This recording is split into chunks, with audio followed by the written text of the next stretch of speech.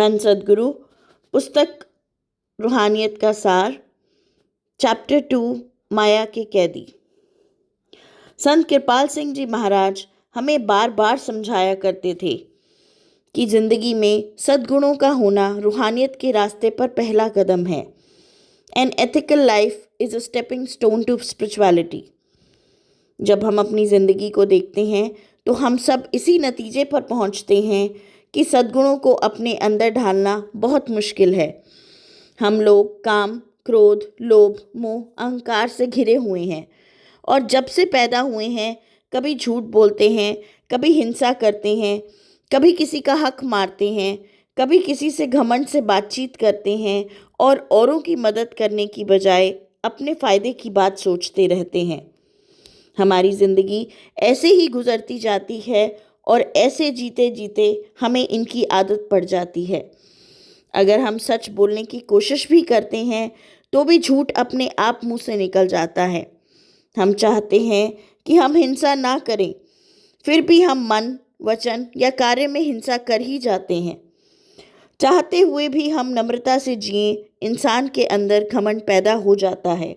अपनी कमाई का घमंड, अपनी बुद्धिमानी का घमंड, अपने सामाजिक स्तर का घमंड, अपने घराने या देश का घमंड, कोई ना कोई घमंड इंसान के अंदर हर समय रहता है। ऐसे ही हम चाहते हैं कि हम औरों के मददगार हों, लेकिन हम वही करते हैं जिसमें हमारा फ़ायदा हो, चाहे उसमें औरों का हक क्यों ना मारा जाए। तो इंसान अपनी ज़िंदगी कैसे बेहतर करे?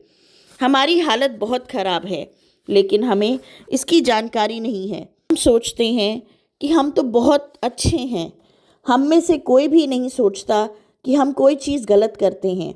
हम सोचते हैं हम तो सब कुछ अच्छा कर रहे हैं, लेकिन जो बाकी लोग हैं वह सब गलत कर रहे हैं और हम उनको ठीक करने की कोशिश में लगे रहते हैं। हम औरों से कहेंगे तुम ऐसे बनो, तुम वैसे बनो, पर हमारी अपनी क्या हालत है उस और हम ध्यान नहीं देते, क्योंकि हमें लगता है कि हम बिल्कुल ठीक हैं। हम सोचते हैं कि किसी से झूठ बोल देना ठीक है, क्योंकि हमें उन्हें सच नहीं बताना। हम सोचते हैं कि किसी का हक मार लेना भी ठीक है, क्योंकि वह तो हमारे हक की चीज़ है। तो हर एक चीज़ को हम सही सिद्ध कर लेते हैं, क्योंकि हम सोचते हैं कि हम सब कुछ ठीक करते हैं। हमारी हालत कुछ ऐसी हो गई है जैसे कि एक कैदी की थी। एक कैदी था, उसे बड़ी लंबी कैद हो गई। उसे जेल खाने में अन्य कैदियों से बिल्कुल अलग एक छोटे से कमरे में बंद कर दिया गया, जहाँ पर ना कोई खिड़की थी, ना कोई रोशनी आती थी। सिर्फ अंधेरा ही अंधेरा था और उस अंधेरे में वह जीने लगा। वह हर समय सोचता रहता था कि मुझे इस कैद से कब छुट्टी मिलेगी, मुझे कब आज़ादी मिलेगी। उसे उम्मीद थी कि एक दिन उसे आज़ादी ज़रूर मिलेगी और वह फिर से बाहर जा पाएगा। 1 साल गुजरा, 2 साल गुजरे, 3 साल गुजरे, कई साल गुजर गए, लेकिन उसका जुर्म बड़ा था। उसकी कैद बहुत लंबी हो गई थी और उसे पता नहीं लग पा रहा था कि उसे कब छुट्टी मिलेगी। वह कैद में अपनी कोठरी में बैठा बैठा बड़ा निराश हो गया। उसे लगने लगा कि अब उसे कभी छुट्टी नहीं मिलेगी। वह सोचने लगा, मैं तो ऐसे ही जीता रहूँगा और यहाँ पर ही मर जाऊँगा, और वह घोर निराशा से भर गया। एक दिन उस कोठरी के रक्षकों ने कोठरी का दरवाज़ा खोला और उससे कहा कि जेल से तुम्हारी छुट्टी हो गई है। जितने समय के लिए तुम्हें कैद मिली थी वह समय पूरा हो गया है, और वह उसे अपने साथ ले गए। उसकी कोठरी जेल के बहुत अंदर थी। वहाँ से एक लंबी सी गली जाती थी। उसमें से ले जाकर उन्होंने उसको बाहर जेल के मुख्य द्वार तक पहुँचा दिया। जब वह वहाँ पहुँचा तो वहाँ बड़ी रोशनी थी, क्योंकि वहाँ सब कुछ खुला खुला था। आसमान भी खुला था, सूर्य भी निकला हुआ था। उसने रोशनी को देखा, इधर उधर देखा। उसे हवा भी बड़ी अच्छी लगी। वह वहाँ 2-4 मिनट खड़ा रहा और कुछ सोचने लगा। अचानक वह उल्टा भागा और भागते भागते अपनी कोठरी में वापस चला गया। उसके पीछे पीछे रक्षक भागे आए तो उसने अंदर जाकर कोठरी के दरवाजे को बंद कर लिया। रक्षक दरवाजे को खोलकर अंदर गए। उससे पूछा, तुम तो रिहा हो गए हो, तुम अब जहाँ मर्जी जा सकते हो। तो उस कैदी ने कहा, मुझे कहीं नहीं जाना, मुझे यह अंधेरा अच्छा लगना शुरू हो गया है, मुझे रोशनी की जगह पर नहीं जाना है। यही हालत हम सबकी है। हम इस माया की दुनिया के कैदी बन गए हैं। हम माया जाल में इतने उलझ गए हैं कि जब कोई महापुरुष आता है और हमें बताता है कि आपके अंदर रोशनी है, तो हम सोचते हैं हमें वह रोशनी नहीं देखनी, क्योंकि हम बाहर की दुनिया की चीज़ों में मस्त हैं, घर गृहस्थी में मस्त हैं, काम काज में मस्त हैं, और उस मस्ती के आलम में हम यह भी नहीं जानते कि हम कैदी बन गए हैं। जब इंसान कैद में होता है तो उसे बड़ी तकलीफ़ें होती हैं। खाने को ठीक से नहीं मिलता, शरीर में दर्द रहता है, काम भी बहुत करना पड़ता है। और हमारी हालत क्या है? हम सुबह उठते हैं तो नहा धोकर काम पर जाते हैं, कहीं ना कहीं काम करने जाते हैं। वहाँ पर कई तकलीफ़ें आती हैं। किसी को भारी चीज़ें उठानी पड़ती हैं तो किसी को दिमागी तनाव सहना पड़ता है, क्योंकि जहाँ पर हम काम करते हैं वहाँ पर किसी का बॉस खराब होता है तो किसी के साथ कर्मचारी खराब होते हैं। समय के साथ कभी शरीर को एक बीमारी लग जाती है तो कभी दूसरी बीमारी, कभी हमारे रिश्तेदारों को कोई तकलीफ हो जाती है और उससे बड़ा दुख होता है। तो तकलीफ़ें इंसान के साथ जुड़ी हुई हैं, क्योंकि हम इस दुनिया के कैदी हैं। पर हम इस सच्चाई को नहीं पहचानते। हम सोचते हैं हम एक मुक्त संसार में जी रहे हैं, हमें बोलने की आज़ादी है, हम यह भी कर सकते हैं, हम वह भी कर सकते हैं।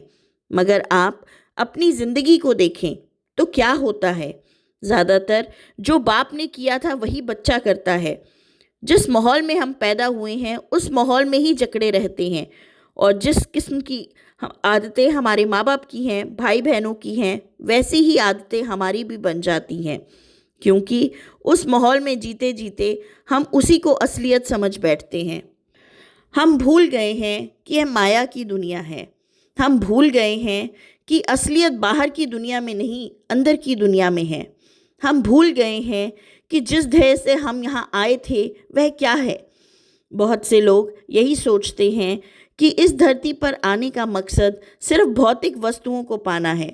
हम भूल जाते हैं कि यहाँ आने का सही मकसद इस दुनिया को पाना नहीं, बल्कि उस दुनिया को पाना है, रूहानी दुनिया को पाना है, ताकि हम अपनी मंजिल तक पहुँच सकें और 84 लाख जिया जून से छुटकारा पा सकें। हम क्या करते हैं? हम रोज़ाना कर्म करते हैं, एक कर्म, दूसरा कर्म, तीसरा कर्म, चौथा कर्म। अध्यात्म के लिहाज से चाहे कर्म अच्छा हो या बुरा हो, सभी बंधनों का कारण बनता है। जितने ज़्यादा कर्म होते चले जाएंगे उनका फल भुगतने के लिए हमें वापस आना पड़ेगा। हम यहाँ पर जैसे भी कर्म करें, चाहे वह बुरे हो चाहे अच्छे हों, उनका फल हमें क्या मिलता है? हमें वापस इस दुनिया में आना पड़ता है। पर इंसान यह बात समझ नहीं पाता, क्योंकि वह सोचता है कि मुझे यह ज़िंदगी मिल गई है, अब मैं इसमें सब कुछ करके दिखाऊंगा। दिखाना किसको है? अपने भाई बहनों को, माँ बाप को, दोस्तों को। पर उनमें से कोई यहाँ कहाँ रहेगा? अगर कुछ करना है तो ऐसा काम करें जो प्रभु को दिखा सके। प्रभु को दिखाने के लिए क्या करना है? भजन अभ्यास, प्रभु के नाम का जाप। हम एक अच्छी ज़िंदगी जिएं ताकि हमारे कदम बड़ी तेज़ी से अपनी मंजिल की ओर उठें। पर हम लोग क्या करते हैं? हम सोचते हैं अपने भाई बहनों को दिखाना है, अपने दोस्तों को दिखाना है, तो चलो एक नई कार खरीद लें, मकान भी थोड़ा सा बड़ा ले लें, ताकि उनको लगे हमारा काम बहुत अच्छा है। कपड़े भी ऐसे पहने ताकि लगे कि हमारे पास बहुत माल है। और इंसान ऐसी ज़िंदगी जीनी शुरू कर देता है जिसमें वह असलियत को जाने बगैर बाहर की दुनिया, जो कि फ़रेब की दुनिया है, के रंग में रंगा जाता है। अगर हम ऐसा करेंगे तो हम कैदी के कैदी रह जाएंगे। अगर इस कैद से हमें निकलना है तो फिर शब्द के साथ जुड़ना होगा, अंदर से जागृत होना होगा। हमारे अंदर भरपूर रूहानी खजाने हैं।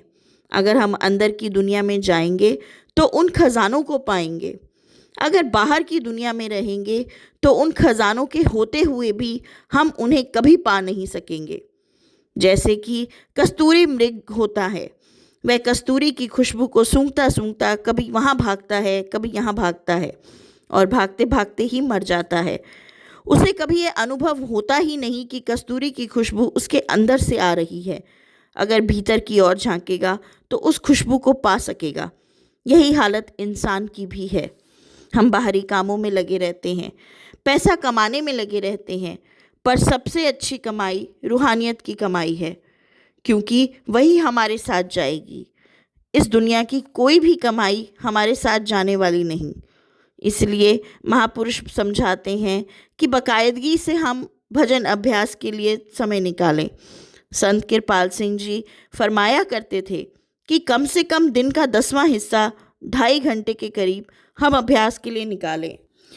यह कम से कम समय है। उससे ज़्यादा जितना समय निकाल सकेंगे उतना बेहतर होगा।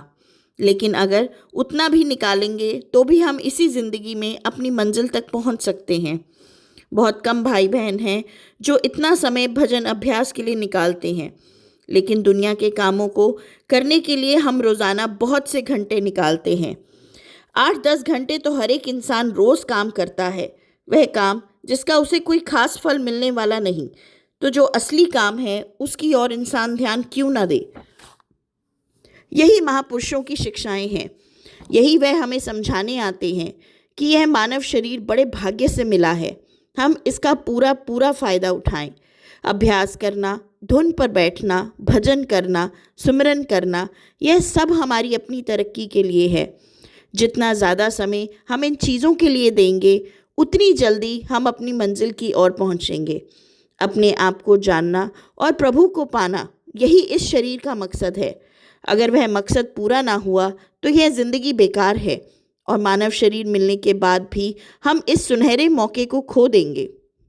बार बार महापुरुष यही समझाते हैं कि यह मौका जल्दी जल्दी हाथ में आने वाला नहीं है। में हम पूरा ध्यान असलियत की ओर डालें और जब हम एक कदम प्रभु की ओर उठाते हैं तो प्रभु हज़ारों कदम हमारी ओर भागे चले आते हैं।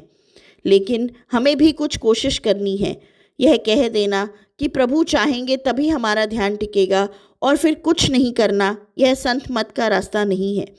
संत दर्शन सिंह जी महाराज फरमाया करते थे कि हर क्षेत्र में हमें निपुण होना है, लेकिन हम लोग रूहानियत के रास्ते को छोड़ देते हैं, बाकी की चीज़ों से ही जुड़े रहते हैं। अगर हम रूहानियत के रास्ते की ओर भी ध्यान देंगे तो हम देखेंगे कि ज़िंदगी हरी भरी हो जाएगी, खुशियों से भरपूर हो जाएगी और तेज़ी से हमारे कदम मंजिल की ओर चलते हुए दिखाई देंगे। Thank you Maharaj ji.